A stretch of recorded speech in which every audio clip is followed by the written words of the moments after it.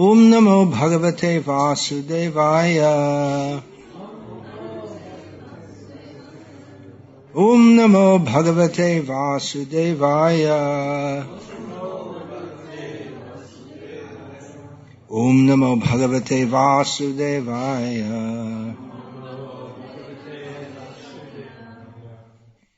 Continuing the theme of Krsna as Dharmakrt, who makes dharma and who acts according to dharma, particularly speaking about various accusations against Krsna of not following dharma. And there are many references in Srila Prabhupada's books, especially in the chapters describing the rasa dance. Srila Prabhupada addresses such accusations in various ways. One point is that the gopis knew that Krishna is the Supreme Lord. Sometimes, or often we hear that they don't know. Well, they do know also. Well, that doesn't seem to make sense, but everything's possible. Vishnu Thakur describes that Krishna in his Vrindavan Leela, he knows that he's God, but he forgets also. He knows, he doesn't know. Inconceivable. So, we find also the gopis praying to Krishna, Nakhalu Gopika Nandana Bhavan Akhila Dehanam A Antaratmadrik. They pray to him, saying that you're not only the darling child of Yashoda, you also are the indwelling seer within the heart of every living being. Here's a quote from Srila Prabhupada's Krishna book. Actually, Krishna is the husband of everyone because he is the supreme enjoyer. The gopis wanted Krishna to be their husband, but factually there was no possibility of his marrying all the gopis. But because they had that natural tendency to accept Krishna as their supreme husband, the relationship between the gopis and Krishna is called Parakiya Rasa. This Parakiya Rasa is ever existent in Goloka Vrindavan in the spiritual sky, where there is no possibility of the inebriety which characterizes Parakiya Rasa in the material world. So actually Krishna is the real husband and master of all living entities. As stated in the Srimad Bhagavatam, Canto 2, Chapter 4, Text 20, Shukadev prays to Krishna before reciting the Srimad Bhagavatam, the science of God, to Parikshit Maharaj. Shriya patir yagya pati, prajapatir dhyang patir lokapatir dhara patihi, patir gatish chandaka vrshni satvatang prasidatang me bhagavan satang patihi.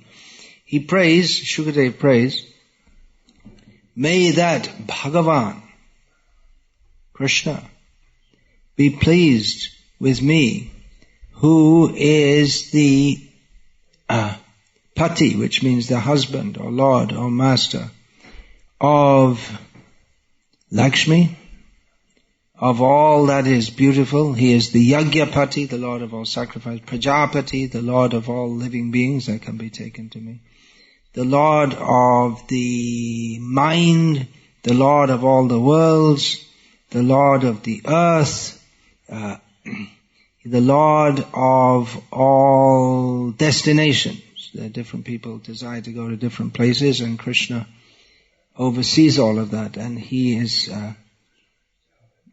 Patyakatis Chandaka Vrishni Satvatam. He is the lord of the Andhaka Vrishnian dynasties and the Sattvatas, the devotees.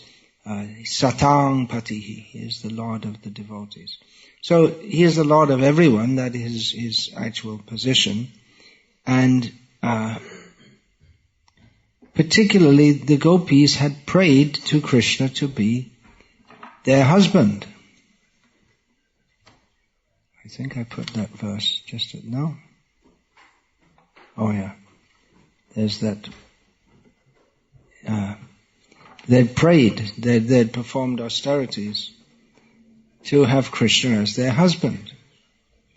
And Krishna fulfilled their desire by dancing with them in Rasa Leela, because only the husband can do such activities. So Krishna he fulfilled that desire in that way.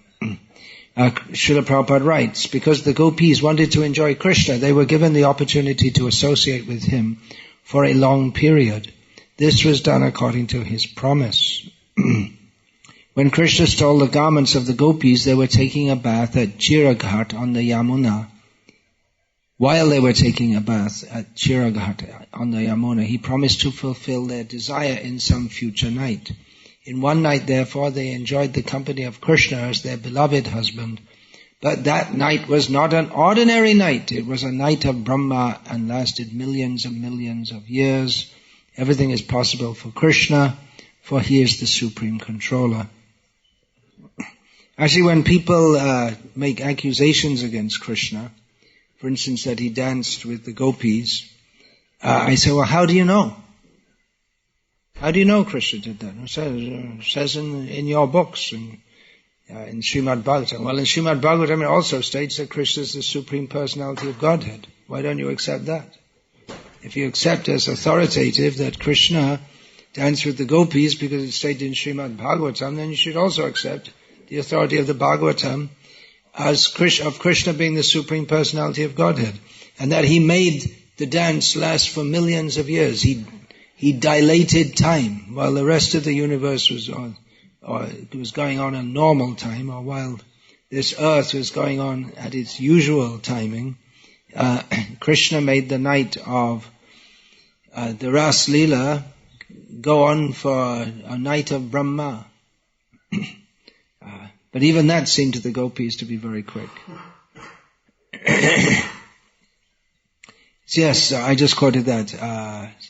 Akhila Dehinam Atmarantadrik. Krishna is the super soul in the heart of every living entity. Srila Prabhupada takes this point and says, well, he's already in the heart of every living being, so what's wrong if he embraces anyone from outside? Srila Prabhupada writes, this is all from the Krishna book, Ras Leela section. It is confirmed in the Bhagavad Gita that Krishna is present in everyone's heart and that from him come all knowledge, remembrance and forgetfulness. He is the original person to be known by Vedic knowledge. He is the author of the Vedanta philosophy and he knows the Vedanta philosophy perfectly well.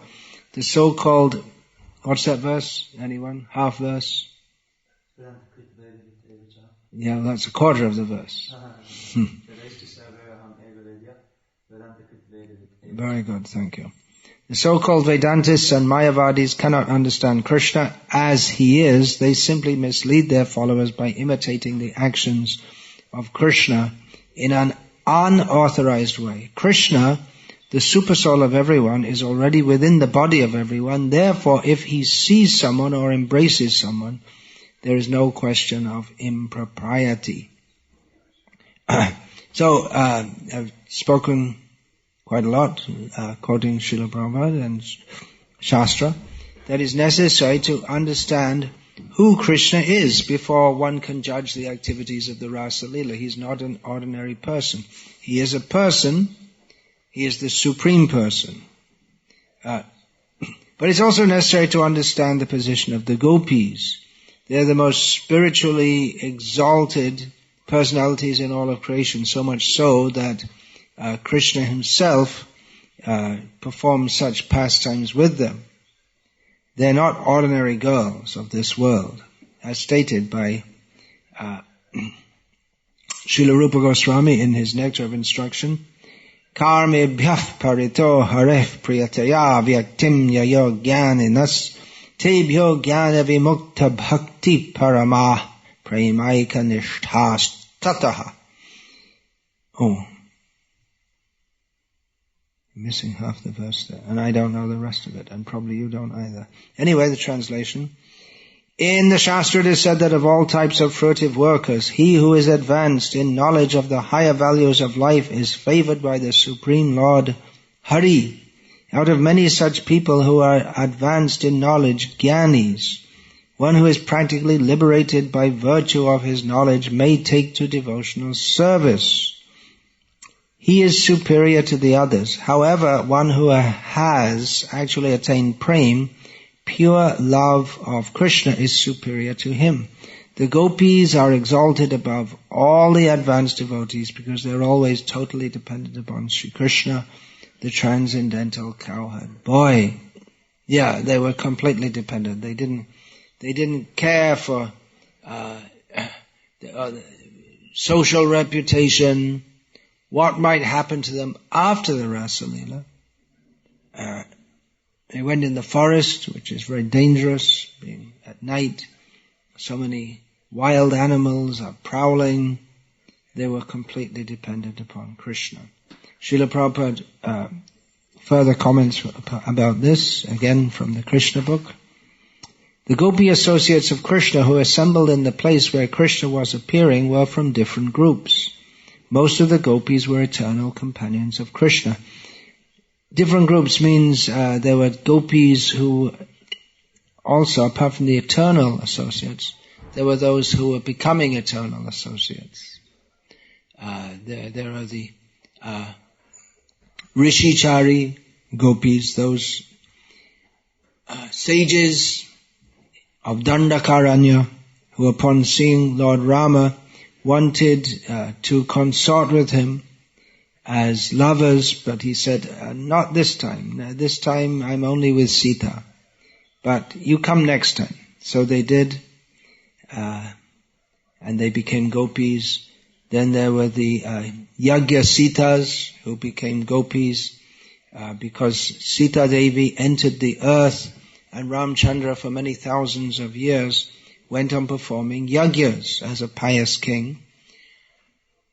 And he should perform it with his wife, but his wife was already entered the earth, so for every yagya, he performed thousands of yagyas, and for every yagya he would have a murti made, a form of Sita made to accompany him.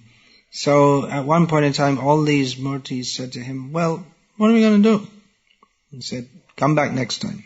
So they came as gopis, and then there were the Shrutichari gopis, the Vedas personified. We find in the Srimad Bhagavatam, the Vedas personified, the various Upanishads.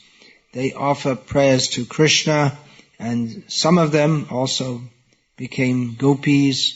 Or in Ram Leela again, when Rama visited Mithila, the city of Janak Maharaj, and took away his daughter Sita as his wife, so many other girls were attracted to Rama, but it was his vow in this pastime to only accept one wife. So he also he said, okay, never mind, just wait a little time, just a few million years, it's not much in eternal time, and you can come and join me. So they also became gopis. So continuing this quotation from Srila Prabhupada's Krishna book, as stated in the Brahma Samhita, Ananda Chinmaya Rasa Pratibhavitabhihi. In the spiritual world, the associates of Krishna, especially the gopis, are manifestations of the pleasure potency of Lord Krishna. They are expansions of Srimati Radharani. But when Krishna exhibits his transcendental pastimes within the material world in some of the universes, not only the eternal associates of Krishna come, but also those who are being promoted to that status from this material world. So, some of the gopis who joined Krishna's pastimes within this material world were coming from the status of ordinary human beings. If they had been bound by fruitive action, they were fully freed from the reaction of karma by constant meditation on Krishna. Their severely painful yearnings caused by their not being able to see Krishna freed them from all sinful reactions, and their ecstasy of transcendental love for Krishna in his absence ended all their reactions to material pious activities. The conditioned soul is subjected to birth and death, either by pious or sinful activities. But the gopis who began to meditate on Krishna transcended both positions and became purified and thus elevated to the status of the gopis already expanded by his pleasure potency. All the gopis who concentrated their minds on Krishna in the spirit of paramour love became fully purified of all the fruitive reactions of material nature, and some of them immediately gave up their material bodies developed under the three modes of material nature. That's in chapter 29 of Krishna book. In chapter 33, Srila Prabhupada writes about this. Most of the gopis in their previous lives were great sages, expert in the study of the Vedas, and when Lord Krishna appeared as Lord Ramachandra, they wanted to enjoy with him. Lord Ramachandra gave them the benediction that their desires would be fulfilled when he would appear as Krishna. Therefore, the desire of the gopis to enjoy the appearance of Lord Krishna was long cherished. So they approached goddess Katyayani to have Krishna as their husband.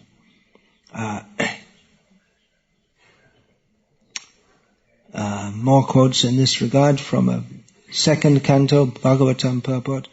All these goddesses of fortune are manifestation of his transcendental pleasure potency, Hladini Shakti, in his internal energy.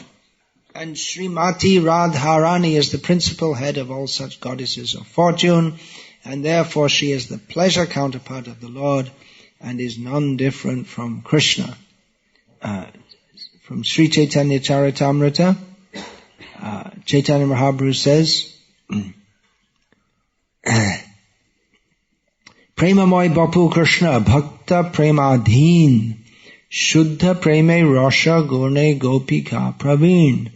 Krishna is full of ecstatic love and always subordinate to the love of his devotees. The gopis are very much experienced in pure love and in the dealings of transcendental mellows. Gopikara preme nahi rasha bhasha dosh ataiv Krishna kare parama santosh.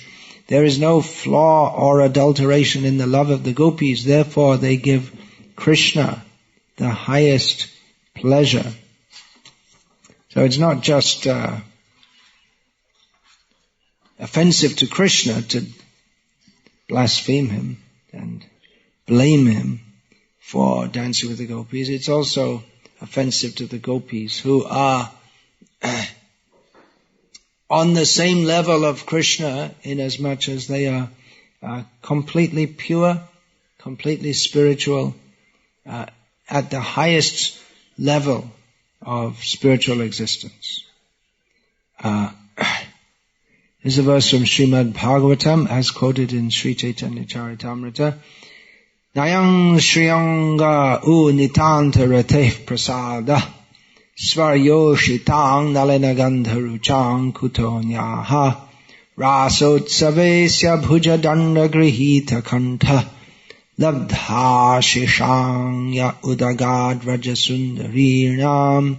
This is one of several verses of Bhagavatam that's quoted more than once in Sri Chaitanya Charitamrita. Translation: when Lord Sri Krishna was dancing with the gopis in the Rasa Leela, the gopis were embraced around the neck by the Lord's arms. This transcendental favor was never bestowed upon the goddess of fortune or the other consorts in the spiritual world. Nor was such a thing ever imagined by the most beautiful girls in the heavenly planets, girls whose bodily luster and aroma resemble the beauty and fragrance of lotus flowers. And what to speak of worldly women, who may be very, very beautiful according to material estimation. So, the Srimad Bhagavatam glorifies not only Krishna, but glorifies his devotees. Throughout the Bhagavatam there is glorification of Prahlad, of Dhruva, of Ambarish Maharaj, so many devotees. Ultimately the gopis are glorified most because of their unequaled, unsurpassed love for Krishna. So from Srila Prabhupada's purport, this verse is quoted as Sri Chaitanya Charitamrita Madhya Lila, chapter 8, text 80. Srila Prabhupada writes in the purport, this verse, Bhagavatam, Canto 10, chapter 47, text 60, was spoken by Uddhava when he visited Sri Vrindavan to deliver a message from Krishna to the gopis. Uddhava remained in Vrindavan to observe the activities of the gopis there. When he saw the ecstatic love for Krishna in separation manifested by the gopis, he appreciated their supreme love and therefore expressed his feelings in this verse.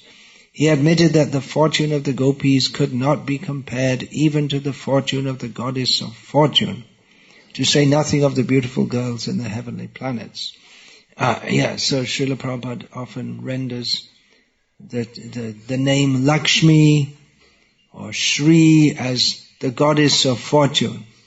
So she's full of all fortune. People go to her for fortune, particularly for wealth and all else that is desirable in this world. But the goddess of fortune could not attain the fortune, the desirable situation that the gopis attained. In this passage, the corresponding passage in Krishna book to this verse of Uddhava speaking, Srila Prabhupada writes, Uddhava appreciated the exalted position of the gopis. That's a major point in Krishna's Vrindavan Leela, that Uddhava was considered the best of all the devotees in Dwarka. And Krishna sent him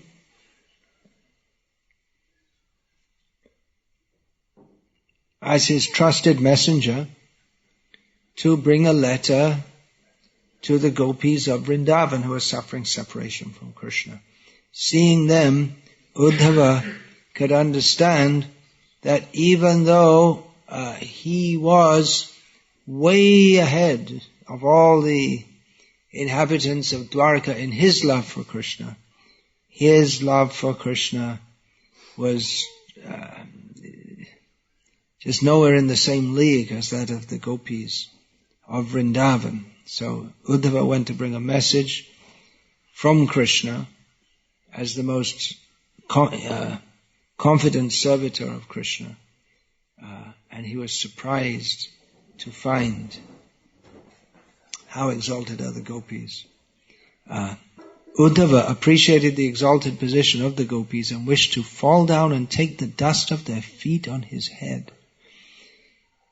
Yet he dared not ask the gopis to offer the dust from their feet. Perhaps they would not be agreeable. They probably wouldn't be, because they consider Uddhava to be a very exalted person, intimate friend of Krishna, from a Kshatriya background,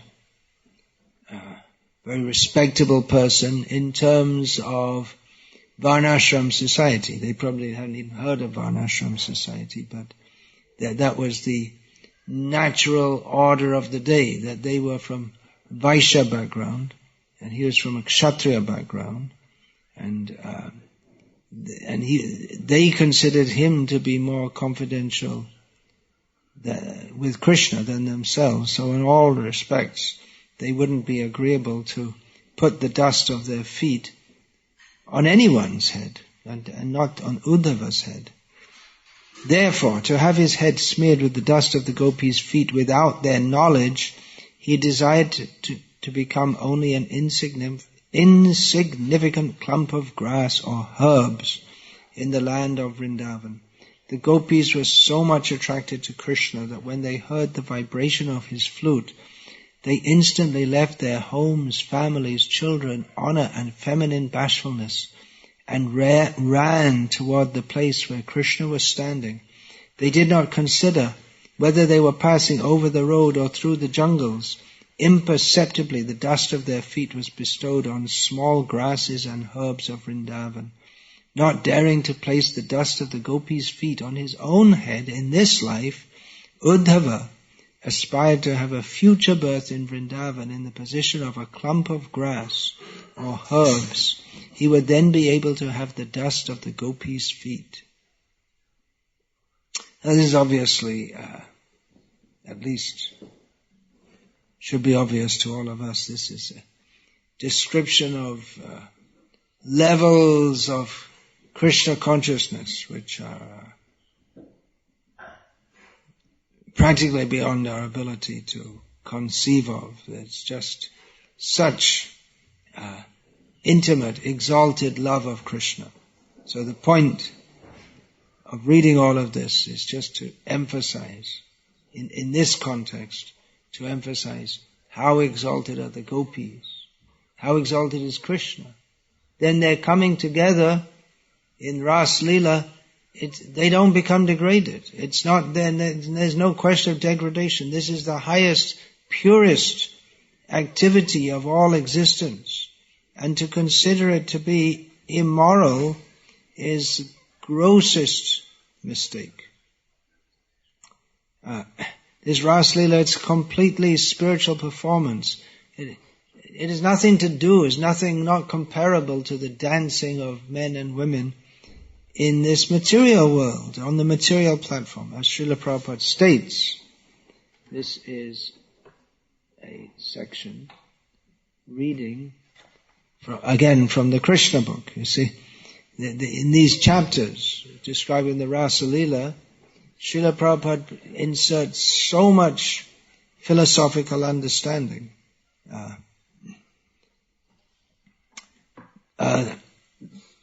The specific words used in Srimad Bhagavatam are Yogamayam Upashritaha. This is from the first verse of the Rasa Leela description. The first verse or the second verse? Which mean that this dancing with the gopis is on the platform of Yogamaya, not Mahamaya. The dancing of young boys and girls within the material world is in the kingdom of Mahamaya, or the external energy. This is the problem. People who criticize Krishna, they themselves are fully within the realm of Krishna's illusory energy. They don't even know they're within Krishna's illusory energy. They don't know that they're in illusion. They think that everything is to be understood according to the understanding of their own understanding, which they presume to be correct, even though they're tiny little beings on a tiny little planet in a speck of time with very limited intelligence, very limited experience and understanding, but they think that they are fit to judge Krishna. And we have to deal with such people. They're so foolish, they're practically not even worth to be spoken to. But we have to deal with them. The dancing, Srila Prabhupada continues, of young boys and girls within the material world is in the kingdom of Mahamaya, or the external energy. The rasa dance of Krishna with the gopis is on the platform of Yogamaya. That means it's all pure. The difference between the platforms of Yogamaya and Mahamaya is compared in the Chaitanya Charitamrita to the difference between gold and iron. From the viewpoint of metallurgy, gold and iron are both metals, but the quality is completely different. Similarly, although the rasa dance and Lord Krishna's association with the gopis appear like the ordinary mixing of young boys and girls, the quality is completely different. The difference is appreciated by great Vaishnavas because they can understand the difference between love of Krishna and lust. An inexperienced person can't understand the difference. Just like someone who's not knowledgeable, they say, oh, iron, okay, that's metal. Gold, that's also metal. And they don't see that there's a great difference between them. They see the similarity and take the similarity to be prominent. But they don't recognize there's a very great difference between iron and gold. So similarly, people who have no knowledge of Bhagavat Tattva Vijnanam, the scientific knowledge of God, they think, well, in this world people dance, and Krishna, men and women dance together, and Krishna is dancing with the gopis, so it's all of the same quality. If a man is to dance with someone else's wife, that is considered something very bad. Maybe not in the Western world, but in any civilized culture. So continuing this from the Krishna book, Srila Prabhupada writes, on the Mahamaya platform, dances take place on the basis of sense gratification. But when Krishna called the gopis by sounding his flute, they very hurriedly rushed toward the spot of the rasa dance with the transcendental desire to satisfy Krishna. The author of Chaitanya Charitamrita, Krishna Dasa Kaviraj Goswami, has explained that lust means sense gratification and love also means sense gratification, but for Krishna.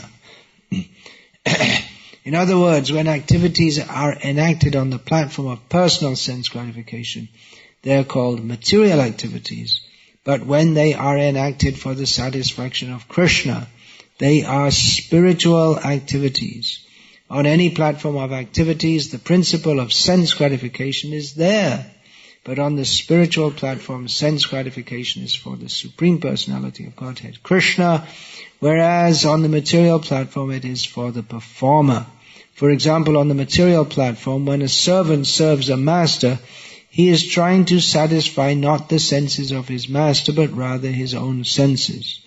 The servant would not stop the master if the payment stopped.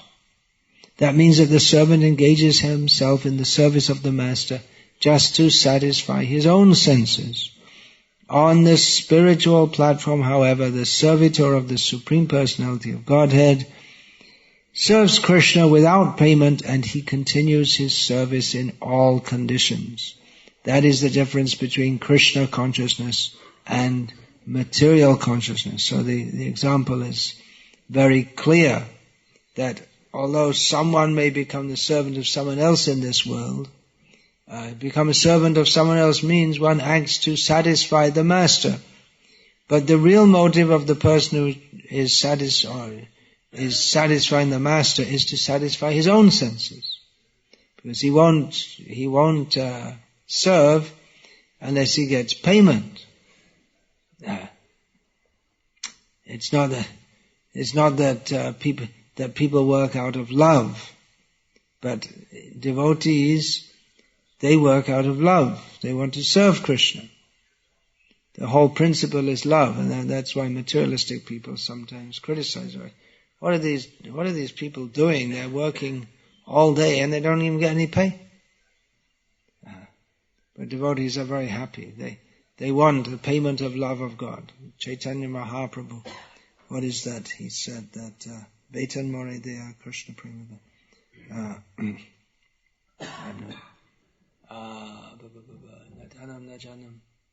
I can't remember exactly. Chaitanya Mahaprabhu said that he only wants the payment from Krishna, of the payment of prem, love of Krishna. That's the payment that he wants. Prem bina daridra. Without love of Krishna, life is all poverty. So he asks, give me the payment, the wealth, premadhan, the wealth of love of Krishna. This extract from the Krishna book I just read is in chapter 29 of Krishna book, the Rasa Dance introduction. And again, Srila Prabhupada making the same points in chapter 33, description of the Rasa Dance. So Srila Prabhupada is very careful in his Krishna book to give so much understanding while presenting the pastimes of the Rasa Leela. Again in chapter 33, Srila Prabhupada writes, Krishna's Rasa dance should never be compared to any kind of material dance such as a ball dance or a society dance. The Rasa dance is a completely spiritual performance. In order to establish this fact, Krishna, the supreme mystic, expanded himself into many forms and stood beside each gopi. So you might say, well, what's this? Why should we believe that Krishna expanded himself into many forms and stood beside each gopi? Well, it's the same point. If you're going to criticize Krishna for dancing with the gopis, then that means you accept that Krishna did dance with the gopis. And how do you know that? That's stated in Shastra. But Shastra also states that Krishna, while dancing with the gopis, expanded himself into a form, one for every gopi. So in this way, he showed himself to be not an ordinary person. So you have to accept that also. In fact, if someone criticizes for Krishna for dancing in the Rasa Leela, that means that you should accept all these things. Then they're set up to, you should accept this. Then they may say, well, we accept that Krishna dances with Rasa Leela, but we don't accept that. Then why? Why do you accept some and not the other? That means that you're just looking for faults. That's all. Otherwise, why accept some incidents as being historical and not others? Of course, they may say, well, we don't actually believe this, but you do, and why do you believe in such a God when he's immoral? They may say like that. Why do you have such an immoral conception of God? But then we would say, well, we accept him as God, and if you're going to accept God, then God is not under mundane morality anyway. If you think that God is subject to mundane morality, that means something superior to him. Your conception of morality is greater than him. He's subject to laws of morality. And who made the laws of morality? That means you put yourself in a higher position than him. You want to define what is goodness and say that God should follow that. But that will change. The concept of goodness, for instance, it's often Christians who make this claim against Krishna and Rasa Leela. But their conception of goodness changes. For instance, at one time it was considered very proper among many Christians to have slaves. In fact, it's stated in the letters of St. Paul, right there in the Bible, that treat your slaves well. Really? Now you don't think that's very good, but St. Paul did. So your conception of goodness is subject to, it's on the mental platform. The point is that God is not defined by humans. We are to be defined by him. We are to live our life according to, we are. The very point of accepting God is to accept that we are in all ways meant to be his servants. Srila Prabhupada, speaking in 1966 in New York City, stated, there is a story. In a cow shed there was fire. So after that incident, the cow, as soon as the cow saw something red, they began to become disturbed. Oh, there is fire. Similarly here, tasting the bitterness of so-called rascaldom, they think that Radha Krishna is also similar rascaldom. This is described more by Satsrup Das Goswami in his purport, one of the purports which he wrote for Narada Bhakti Sutras. Srila Prabhupada would sometimes tell a story to show how most people mistake the transcendental loving affairs of Radha and Krishna as mundane dealings between an ordinary boy and girl. Once there was a fire in a barn, and one of the cows almost died of fright. Afterwards, whenever that cow saw the color red, she would think that a fire was burning and become panic-stricken. Similarly, as soon as an ordinary man or woman sees a picture of Radha and Krishna, he or she immediately thinks that their relationship is just like that between an ordinary boyfriend and girlfriend or husband and wife. Unfortunately, professional reciters of the Bhagavatam promote this misconception by jumping into Lord Krishna's conjugal pastimes in the 10th canto, although neither they nor their audience are fit to hear them. Further explanation of this from teachings of Lord Kapila. Srila Prabhupada states, there are many dharmas or activities. Some are pious and some are impious. But Krishna tells us to give up both. Arjuna was thinking that it was impious to fight with his relatives, but Krishna was insisting that he fight. How could Arjuna act impiously? He could not, because Krishna's service is transcendental to pious and impious activity. At midnight, when the gopis heard the sound of Krishna's flute, they ran to the forest to join him. According to the Shastras, it is immoral for young girls to go see a young boy in the forest in the dead of night. But this was not an impious activity because the gopis did this for Krishna. This is actually transcendental knowledge. One becomes transcendental to all pious and impious activities when one serves Krishna. After all, piety and impiety are within the material modes. Krishna's service is transcendental to good and bad, pious and impious. Bhakti yoga begins when Gyan and Vairagya are complete. Gyan is knowledge and Vairagya is detachment from matter and engagement of the mind in spirit. Both of these are automatically attained when we engage in devotional service to Krishna. So those who criticize Krishna's Rasa Leela, they want to say, well, this is very impious, very immoral. But actually Krishna and his service, they're beyond piety and impiety. But he says not impious. Oh, so you think it's pious? No. It's neither pious or impious. Pious means it gives the result of future enjoyment in this material world. And impious gives the result of suffering in this world. But Krishna's pastimes are transcendental. By engaging in them or by even hearing about them, one transcends the platform of impiety and piety. It's not that by hearing Krishna's pastimes one becomes pious and therefore can attain a desirable position within this material world. Of course, some people think like that, and they get piety from hearing Bhagavatam, even from a professional speaker. They get some pious result. But the real way to hear about Krishna is with great faith. That will be discussed. That will in the next section. Just to summarize this section from Srila Prabhupada's Krishna book, the chapter, the introduction to the Rasa dance. Srila Prabhupada writes, Bhagavan Api signifies that this dance is not like the ordinary dancing of young boys and young girls.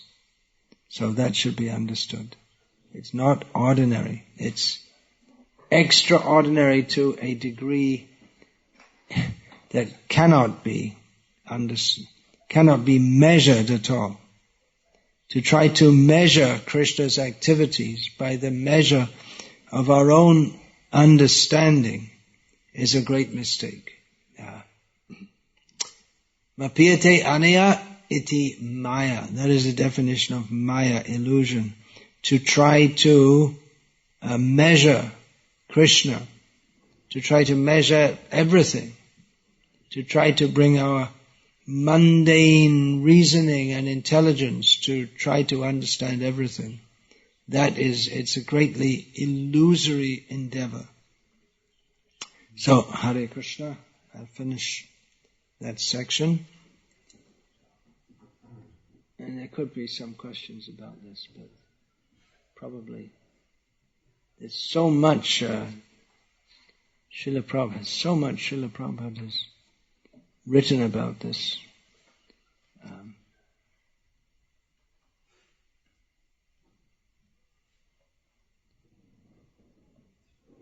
Srila Prabhupada takes it very seriously, obviously, that people get a clear conception of Krishna.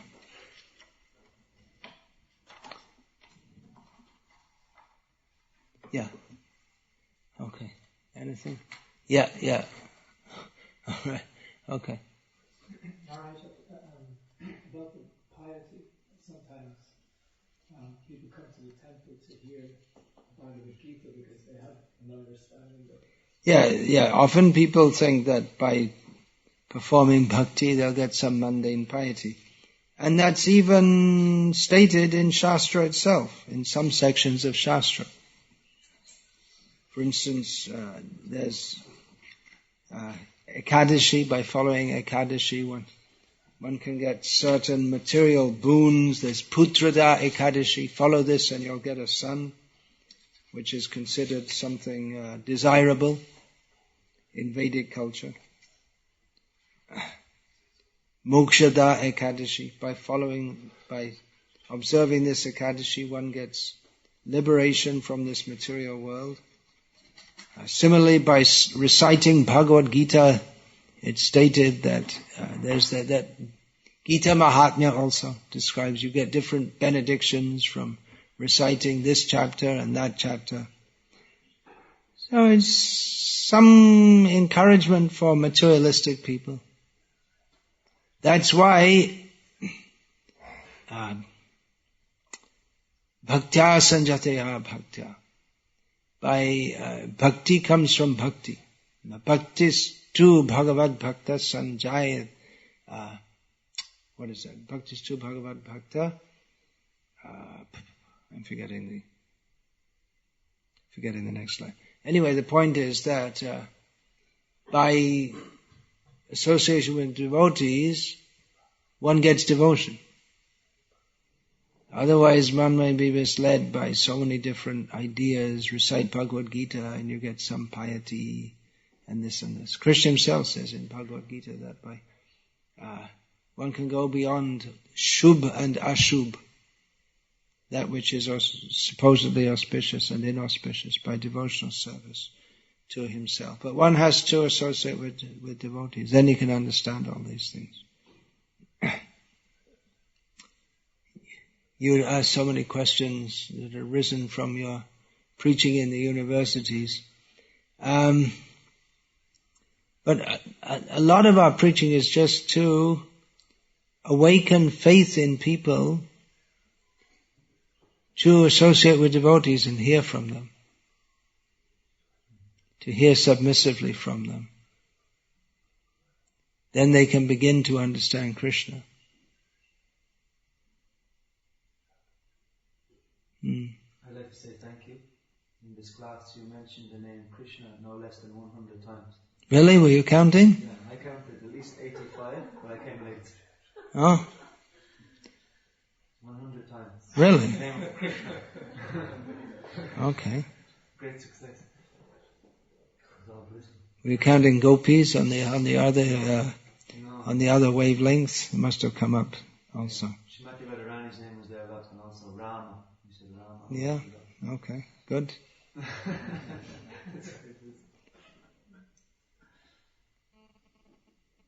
Anything else? Yeah. Maharaj, some people are Asuras and some people are innocent. So for my business, I was at a yoga event, and an Irish yoga teacher was chanting Hare Krishna Kirtan for people. Then he made a comment. He said something like, "Oh, Krishna is like a god of love." So the question is, can Krishna accept anything good in his chanting, or is it just offensive? Well, to make a psychological assessment of everyone on the spot might not be so very easy. You'd have to ask him what is his philosophy. But definitely he's not going to have a clear understanding of Krishna unless he's submissively heard from devotees.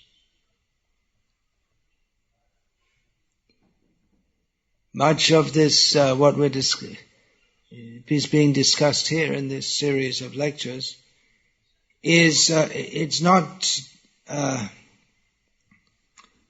kind of thing that we would discuss among most people in the Western world. It would mostly be among Hindus, or maybe some mundane scholars in the Western world who've studied Krishna. Because with knowledge of Krishna, as the Supreme Personality of Godhead, one is faced with the choice to either surrender to Krishna or to avoid surrendering to Krishna. And general Hinduism is an elaborate method for avoiding Krishna. They know Krishna, but they don't surrender to him. So you can take little bits of Krishna here and there, mix it up with something else, with various misconceptions. So some attraction to Krishna is there, but the desire to, Krishna is attractive, but the desire to fully surrender to Krishna has to be circumvented at the same time. So it's a little bit of bhakti and a little bit of, or a lot of material desires, and that's what most people who come to Krishna, they don't want to go further than that. And so they keep Krishna in a certain box within their mental concoctions, mental smorgasbord. Okay, I like, this is my understanding of Krishna, and that much Krishna is okay. So that becomes offensive to Krishna also. There's some bhakti and some offense also. Some attraction is there and some offense is there. So on one side we may congratulate chanting Hare Krishna, on the other side and not be happy with that because it's not properly representing Krishna, misrepresenting Krishna. We don't hear Srila Prabhupada presenting, as you have said, this yoga teacher has, presenting Krishna as the God of love, as if he's some kind of some fairy or something like this. Cupid, yeah. Not. There are so many gods who may or may. What's the implication of this? If his saying that Krishna is the God of love, it's not necessarily something you have to accept as being real, but just like little children believe in fairies, and when we grow up we want to maintain some of that innocence or that make-believe. So we talk about the God of love, not something that actually exists, but just something to make you feel good, pretend you're still a child, and this kind of thing. But Srila Prabhupada, the pure devotee, empowered pure devotee of Krishna, would always present Krishna as the Supreme Personality of Godhead. Our love is meant for him. When you say the God of love, what does the materialist mean by love? Sex. Which they fantasize to be something spiritual. You'll find most of these so-called yogis of the Western world, they have this idea, love is, let's get spiritual, and love is spiritual, and love means sex. So they never get off the ground. They never go beyond the platform of mundane sex life, although they talk of love, cosmic love, but it ends just up as just mundane sex life. For all they may think cosmic love and big talk and big imagination, but it comes to the same thing that the donkeys and the cats and the dogs are doing.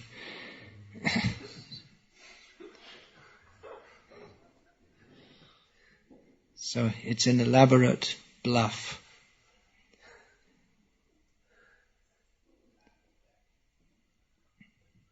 Some mention of Krishna is there. So in some way it's good, but on the other hand they bring with it so much misconception that it's easier to start off with no mention of Krishna and introduce people newly to it rather than have to go through so many misconceptions. If you see that person again, try speaking to him and tell him that actually Krishna is the Supreme Personality of Godhead, we have to surrender to him. See, then you'll see exactly where he's at. You'll probably find he's an envious rascal. I predict. I would hope not, but quite possibly. In the beginning of the Krishna conscious movement, in the Western world, Srila Prabhupada encouraged Allen Ginsberg to chant Hare Krishna because Ginsberg had some attraction to doing so. Ginsberg was notorious at the time. Nowadays he'd be considered a great hero, but at the time he was notorious for promoting, among other things, homosexuality. But Srila Prabhupada encouraged him to chant. Fortunately for Ginsberg and everyone else, he wasn't trying to present a philosophy along with his chanting. So Srila Prabhupada even did one very successful public program along with Ginsberg. And Ginsberg was actually respectful to Prabhupada, in which Ginsberg led the chanting, and then Prabhupada gave the philosophy. So we encourage everyone to chant Hare Krishna, but we don't encourage everyone to speak philosophy. We encourage those who have heard to speak. In London, in the early day, the Berry Place Temple, there was some guild was formed of the London Temple Guild or something like this. And Srila Prabhupada wasn't very pleased with that. He said that this was local Hindus who they liked the idea of there being a Krishna temple, but they weren't going to hear from Prabhupada's disciples. They thought, well, we already know Krishna, but we'll help. But Prabhupada didn't want them speaking. He said only the most advanced devotees should speak in the temple. So what to speak of outside? Yeah, you want to say something? Yeah, there was just, I think even Ginsberg had his boyfriend on stage playing music at the same time. With him, yeah. Peter something or other. Yeah. Prabhupada didn't stop that he had his boyfriend on the stage. Later on, Prabhupada, in some private conversation, he refers to that rascal Ginsberg. But he had it's clear Prabhupada had some affection for him also. At least when he was with Prabhupada, he didn't try to push his own philosophy. He respected. He had picked that much up in India of how we should respect sadhus. And he didn't try to link his chanting of Hare Krishna with his immoral ideas. I had a question. Because there's this statement, Prabhupada, in relation to what you were saying, Prabhupada said, milk touched by Just I'm going to add a little bit more to that. We can get back to that. Then Srila Prabhupada saw this as an opportunity to become, via Ginsberg, to become introduced to the hippie world, the young people of the time at Columbus, Ohio University. I guess most of the students there, they weren't hippies. I presume they weren't, because it was about 1967 or something like that. And well, the ones who were, I don't know, I'm speculating. But they were still students. They hadn't dropped out. So, and that is the backwoods, you could say. It's the hippie action was, at that time, was mostly on the West Coast and the East Coast, and that's quite some way inland. So, Srila Prabhupada saw that as an opportunity to get introduced to all of them. And then Prabhupada gave the straight philosophy of Krishna consciousness. So, he took advantage, you could say. But he encouraged, he encouraged, wherever you go, you do this chanting Hare Krishna, which Ginsberg continued to do, because he regularly did poetry readings. And his poetry is, it's decadence. But still Srila Prabhupada encouraged him to chant. So decadence means moral degradation. It's usually used in relationship to some society that becomes prosperous, and then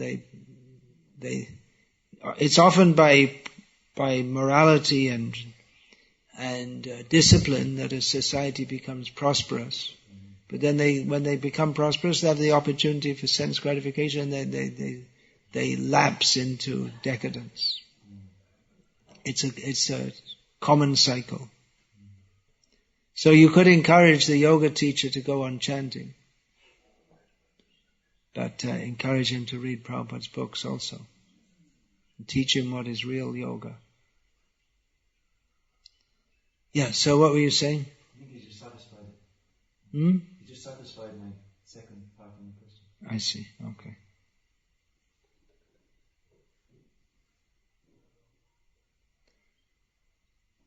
Anything, ladies? No. Okay then, Hare Krishna.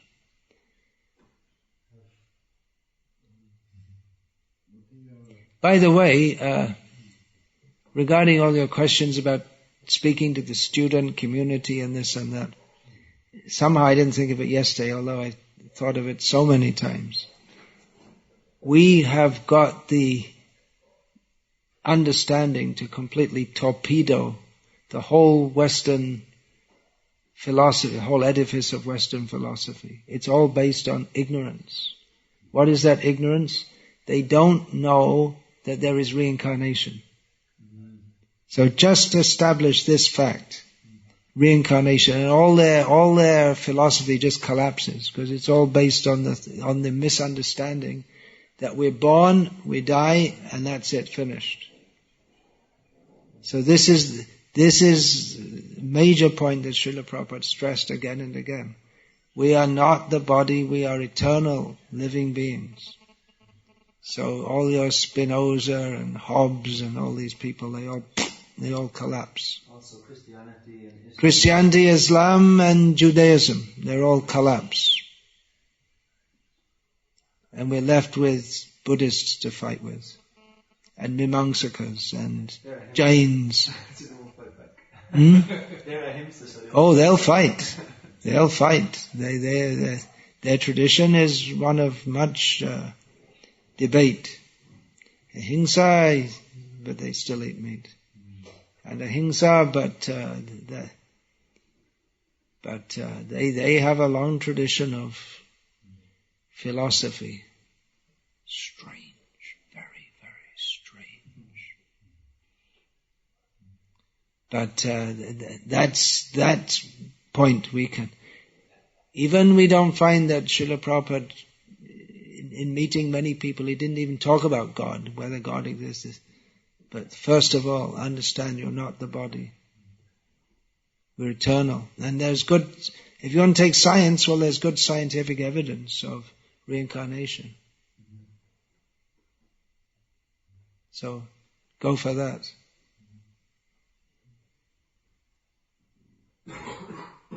Yeah.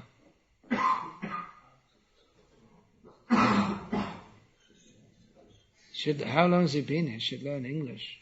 Don't translate. Let him sit and hear the class and take the effort to learn. Why should you live in a country so long and not learn the language? It's like so many of our Western devotees, they go to India and live there. They don't take the trouble there. They've been there for years, and all they can say is cholo. And they don't know. They don't bother to learn the language.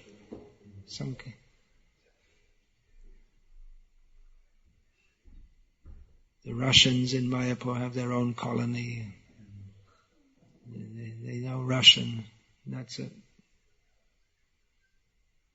And then they have the Western devotee. They speak English, and that's it. They don't bother to learn the language. Yeah, so? This is the last. Okay, don't translate for him anymore. This is the last question. He should sit there and learn. Make some effort to learn the language.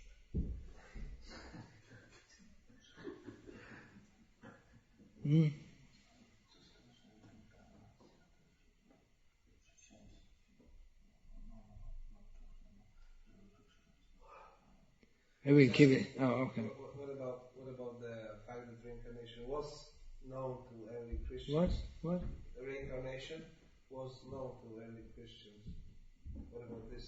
Yeah, well, early Christians, they accepted reincarnation, so we're told.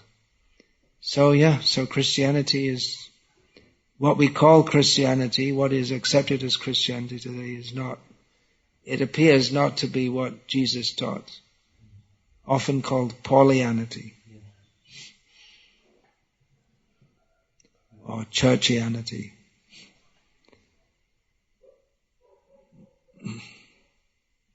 It puts Jesus in a whole completely different perspective. Then he can be considered as a bodhisattva or something like that.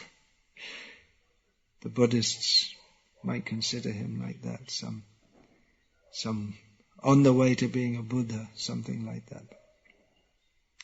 Anyway, the whole idea that in all these religions, that Islam also, that there's eternal time, and then at some point in eternal time, God created everything, the whole material world, and then there's Judgment Day, and then it all collapses again, and there's no more material world. And in the meantime, He made some hell to throw most of the souls who He created into. And it all happens like that, because however long the time is, it's just a blip in eternal time. It doesn't make the slightest bit of sense.